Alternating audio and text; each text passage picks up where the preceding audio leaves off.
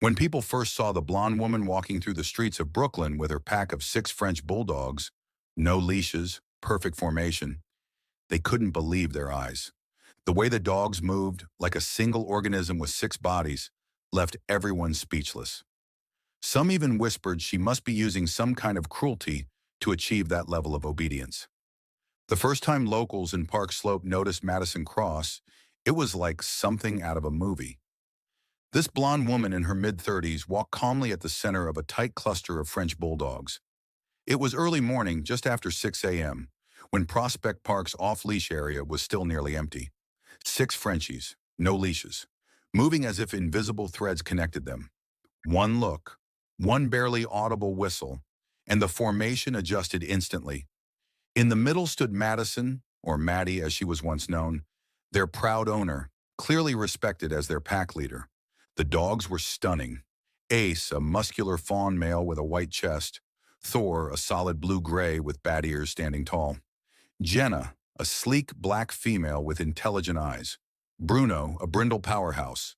Luna, a delicate pied with black patches. And Kaiser, a cream-colored gentle giant. All French bulldogs, all moving in perfect synchronization. The more people tried to figure out Maddie's secret, the more confused they became. Even professional dog trainers and animal behaviorists struggled to explain how these dogs move so perfectly together without typical commands or training aids. When one brave onlooker decided to step closer for a better look, he noticed something almost unbelievable. None of the dogs wore leashes, but they moved as if bound together, like a sled dog team. These French bulldogs were so well trained, it was like watching a military unit. They didn't get distracted by other dogs, didn't even glance at the barking dogs behind fences or being walked by other owners. Every day when Maddie and her pack made their walks through Park Slope and Prospect Park, people stopped and stared. Some were so impressed they asked if they could take photos. Maddie would simply give a command, and the entire pack would freeze for the picture. But people couldn't help noticing something else. Maddie spent almost no time with other people, only her dogs. Hardly anyone ever came to her apartment. It was clear she had no close human friends. And that's when the whispers started. How does one quiet woman control 6 powerful French bulldogs so easily? What is she doing to them behind closed doors? Some neighbors even suspected abuse. In the evenings, curious neighbors would sit for hours near Maddie's apartment, trying to peek through the curtains or hear something, anything that might explain how she controlled 6 French bulldogs so effortlessly. One neighbor in particular, Eleanor Patterson, a busybody who'd spent most of her life rescuing strays, was convinced Maddie must be using shock collars or some form of punishment-based training. She went even further. Eleanor collected signatures in the neighborhood to demand an official investigation. No one can train dogs like that without force, she told anyone who would listen. It's not natural. But what the neighbors didn't know was that Madison Cross had once been part of the NYPD K-9 unit. 5 years ago, she'd been a respected police officer, specializing in narcotics detection with trained dogs. Her partner had been a French bulldog named Ace Sr., the father of today's Ace Jr. It was during a large-scale drug raid in an abandoned warehouse in Red Hook, Brooklyn, that everything went wrong. Ace Sr. had found something that didn't belong in the official report, a hidden package filled with more than just drugs. It contained documents linking high-ranking NYPD officers to an organized drug cartel. Maddie remembered that night like it was yesterday. Ace Sr. had barked restlessly as she tried to secure the evidence. She just reached for her radio to call it in when the order came through. Immediate withdrawal. But it was already too late. The explosion shook half the building. She survived. Ace Sr. didn't.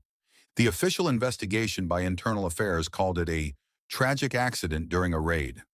The chain of evidence was supposedly clean. The evidence locker showed no irregularities. But Maddie knew better.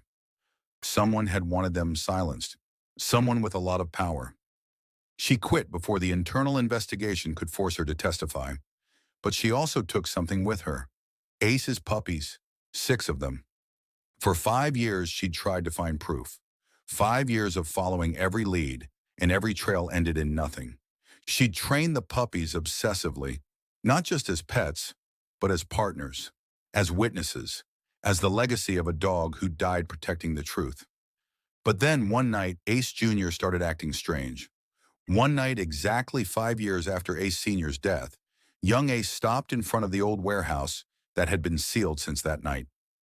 Maddie tried to lead him away, but Ace growled softly. The other 5 dogs, Thor, Jenna, Bruno, Luna, and Kaiser, began getting restless too. Their noses worked frantically. "What's wrong with you guys?" Maddie whispered. Ace scratched at the ground, exactly where the basement entrance had been 5 years ago. The basement that was never mentioned in the official investigation. Suddenly, Maddie noticed something. A black Escalade with tinted windows sat at the end of the street. Engine running. Nobody got out, but someone was watching her. Her neck prickled. She knew this feeling. She was being followed. "Home. Now," she commanded quietly. The dogs obeyed instantly. The next morning, police knocked on Maddie's door. Eleanor Patterson had filed a formal complaint. The city's animal control demanded an inspection of her apartment and her dogs for possible violations of city ordinances and suspected animal cruelty. Detective Ryan Torres, a man in his 50s with suspicious eyes, led the team. "Ms. Cross," he said formally, "we've received reports of possible animal cruelty. Additionally, there are complaints about walking 6 dogs off-leash outside designated areas." Maddie let them in. The inspectors found exactly what they expected. 6 happy, healthy French bulldogs in a loving environment. No shock collars, no abuse. "I don't understand," Torres muttered. "How do you train them so perfectly?" Maddie smiled for the first time in days. "They see me as part of their pack. That's all." But while the inspection continued, nobody noticed that Ace had pulled something from Maddie's closet, an old police jacket, the jacket she'd worn that night. Ace sniffed it intensely, then began to whine, a piercing, desperate sound Maddie had never heard from him before. "What's wrong with him?" Torres asked, alarmed. Maddie took the jacket and examined it. In the inner pocket, in a hidden seam, she felt something hard. With trembling hands, she tore open the seam. A USB drive fell out, dust-covered but intact. Her heart skipped a beat. After 5 years, Ace Sr. had hidden it there in the last moments before his death, and his son had found it. 15 miles away in Staten Island, Captain Warren Garrett stared at his phone. The message was brief. "She found it." His hand trembled slightly as he lifted his glass of whiskey. 5 years. 5 damn years he'd believed this story was buried, along with the dog. He opened the safe in his study. Passports, cash, $2 million, clean through 3 offshore accounts. The escape plan had been ready for years. Buenos Aires, new identity, new life. His phone rang. "Yeah?" "She was at the warehouse this morning," said the voice on the other end. "With the dogs." The Frenchie was digging. Garrett cursed softly. "Take care of it, discreetly, and if you have to, take care of her too." He hung up and started packing, back at Maddie's apartment. "What is that?" Torres asked, stepping closer. Maddie stared at the USB drive in her hand. 5 years. 5 years she'd searched for evidence, and the whole time it had been here. "This," she said quietly, "is why my partner died." Torres frowned. "Your partner? You were with the police?" "NYPD K-9 unit, 5 years ago. The raid in Red Hook where a police dog was killed. You remember?" Torres's face went serious. Everyone in the NYPD knew that story. "You were the team that—" He stopped himself. Maddie nodded. "My dog found something he shouldn't have, and someone made sure we could never talk about it." She held up the USB drive. "But Ace knew. He hid this before he died. And his son led me to it." Torres reached out his hand. "We need to have this analyzed. I'll take it to the evidence locker." "No," Maddie said firmly, pulling her hand back. "Not the NYPD. We go directly to the FBI. Public Corruption Unit. The chain of custody can't be broken, and I don't trust anyone from my old precinct." Torres hesitated, then nodded slowly. "You think it goes all the way to the top?" "I know it does," Maddie answered. Suddenly, Ace barked loudly. All 6 dogs jumped up, bodies tense. They stared at the apartment door. Maddie froze. Someone's in the stairwell. Torres instinctively drew his service weapon. Stay behind me. But Maddie shook her head. Ace, guard. The Frenchie immediately positioned himself in front of the door. The other 5 formed a semicircle around Maddie. Perfect formation. No commands needed. That was the moment Torres understood. This woman wasn't an ordinary dog owner. She was a trained K9 handler. And these weren't pets. They were a tactical unit. The footsteps in the stairwell stopped outside Maddie's door. Then 3 hard knocks. Torres moved to the door, weapon ready. Who is it? FBI, Public Corruption Unit, Special Agent Lisa Chen. Torres and Maddie exchanged a glance. Torres opened the door a crack. A woman in her late 40s in a dark blazer held up her credentials. Behind her stood 2 more agents. Detective Torres, she said formally, we need to speak with Miss Cross. It's about an ongoing investigation into several high-ranking NYPD officers. Maddie's heart pounded. They're already investigating. Agent Chen entered the apartment. Her eyes quickly scanned the room. We've been working this for 3 months. Internal investigation, full audit. We have evidence of a corruption structure that goes back to the raid 5 years ago. She looked directly at Maddie. Your name came up in old files. You were the K9 handler whose dog died in the explosion. You left the force 2 weeks later. No statement, no cooperation with the investigation. Because I knew the investigation was compromised, Maddie said calmly. Chen nodded. We believe you, and we believe you have evidence. Maddie slowly pulled out the USB drive. My dog hid this in the last moments before his death. I only found it today. Chen's eyes widened. May I? On one condition, Maddie said. The chain of custody must be documented flawlessly, and I want to be there when you analyze it. Deal. Part 5. The Evidence. 1,550 to 1,950 words. Hours later, FBI Field Office, Lower Manhattan. The conference room was filled with tense silence as the IT forensics team projected the contents of the USB drive onto the large screen.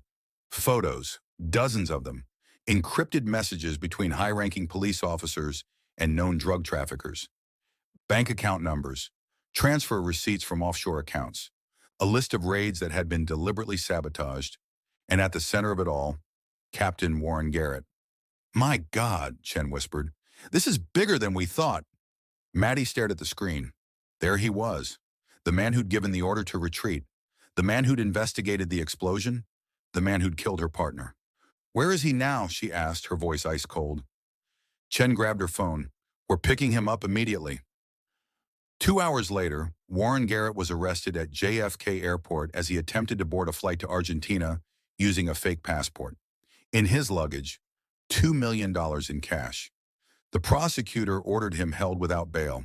In the following weeks, the entire network collapsed. 3 more captains, 1 prosecutor, and 1 judge were arrested. The 6 French Bulldogs had done what an entire police department couldn't or wouldn't do.